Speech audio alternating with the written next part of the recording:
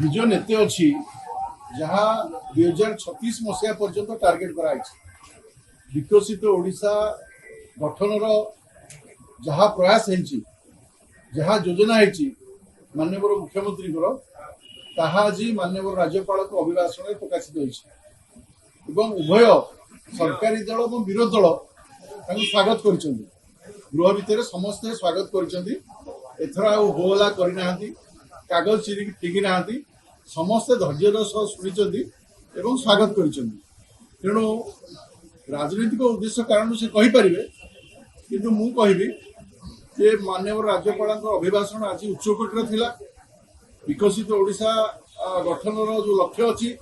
प्रकाश करुला सबु क्षेत्र को छुईला महिला क्षेत्र को छुईला गरीब लोक क्षेत्र को छुईला चाषी को छुईला युवक को छुईला महिला को छुईला एवं विभिन्न क्षेत्र शिक्षा क्षेत्र आपण निजुक्ति क्षेत्र कहतु आम 32,000 पाखापाखि एवं सुधा निजुक्ति देलु आम कहीलु जे सरकार आसिले निजुक्ति प्रक्रिया आरंभ हम एवं सबु क्षेत्र निजुक्ति बर्तमान आरंभ हो सारे